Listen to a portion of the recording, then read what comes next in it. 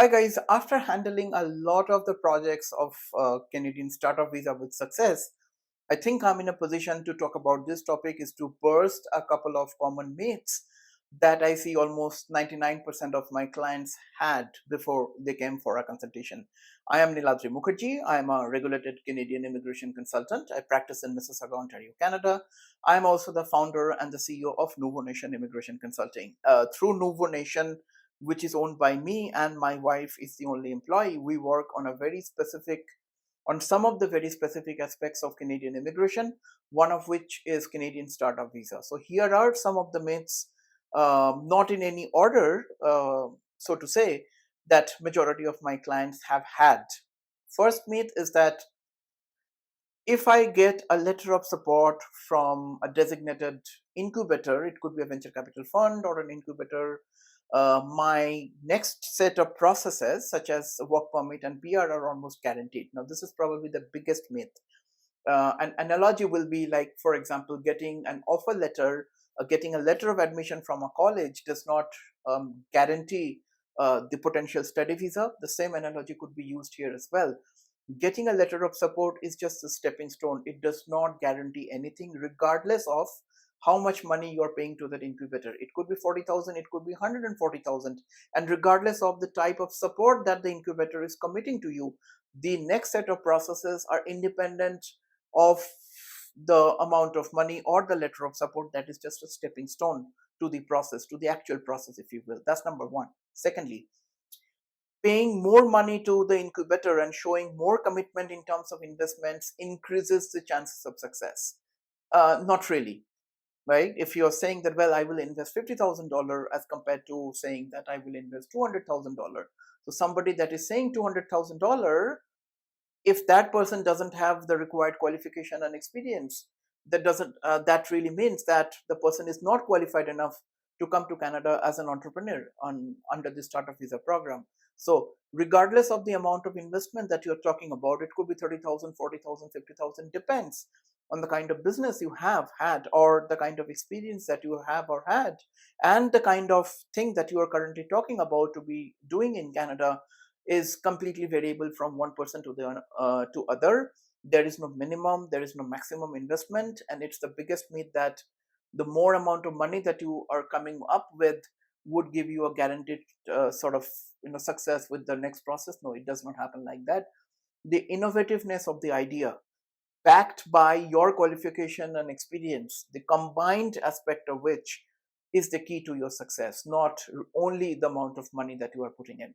Thirdly, Canadian startup visa is a very simple process. As long as I have money, my success is guaranteed. No, it is one of the complicated process, in my opinion and experience, that has got one of the lowest success rate. Now, this is something that you will not hear a lot in this industry, is that the success rate of Canadian startup visa.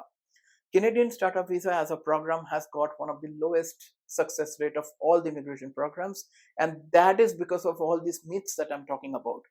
A good client with qualification, experience, maybe startup visa experience or not, have been able would be able to success and would be able to succeed through this program. But somebody that is not an entrepreneur in the mind of IRCC will not be able to successful. So this is not a simple program by any means.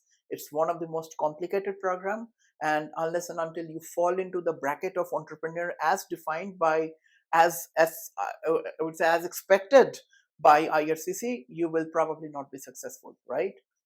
Another myth that I see is that getting a letter of support means that my work permit will be approved faster and that my PR will be approved faster. No, as I have said before, this is just a stepping stone to the process. With the letter of support, your process is actually starting.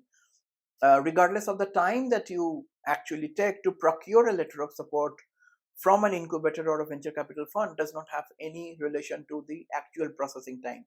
Generally speaking, from experience, I could tell you is that the work permit approval process for startup visa is quite fast these days because they need more and more possibly solid investments coming from outside Canada from genuine entrepreneurs. But the PR takes a lot of time. But while your PR is in process, you, your spouse, your children can be within Canada with legal status. So it really does not matter how long the PR takes, but the processing time for the work permit is quite short. The processing time for PR is significantly longer when it's come to the startup visa process.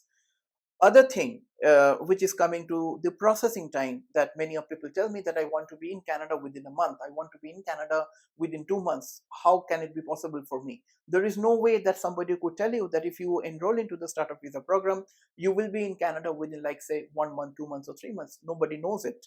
So if somebody is talking about a guaranteed sort of a processing time, or if you are thinking that your processing time will be guaranteed, and that you have a specific time in mind within which you have to come to Canada, probably this is not the right program, because I have seen that even for a work permit, I have seen the processing time sometimes prolongs to over 8-9 months if it's a complicated application, if the client's background has some kind of issues, right? So it depends on your profile, which is impossible to comment without a consultation.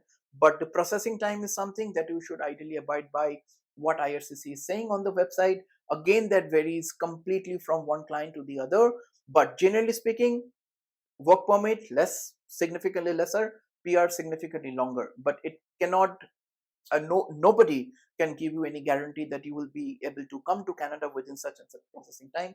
It's a myth. Another myth is that getting a letter of support from any incubator is good because they are obviously licensed, they are obviously authorized by the government of Canada. Absolutely no. There are a lot of vested interests in this industry, in this particular aspect of Canadian startup visa, and it is super important for you to get the letter of support from a genuine incubator who has a good track record with the government of Canada, right? So it's not that you get a letter of support from any incubator who says that, well, with my letter of support, 100,000 people have been immigrated to Canada with startup visa. No, it's incorrect. You have to be diligent enough. You have to know their track record. You have to understand the industry in a bit more to get, before you get the letter of support from the incubator. So this is also super important that I have seen a lot of people miss out on. These are, I would say, some of the myths of the Canadian startup visa program. And the other thing that I think, a very important one, is that I need to have a business experience, a startup experience, in order for me to qualify into the startup visa program. Not really. A startup experience is a good thing to have. I have seen people succeeding through this program with absolutely zero business experience. They have been professionals in various parts of their world, and they are into Canada, working successfully onto their startup. So having a business experience or a startup experience or entrepreneurial experience is a good thing to have, but it's not a mandatory thing to have.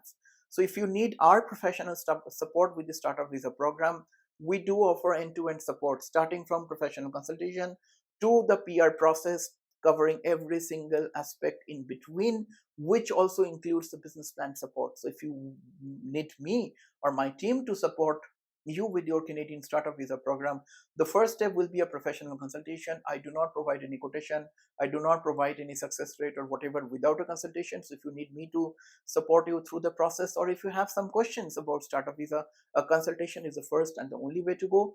Hop onto the website nuvonation.ca, book a relevant consultation.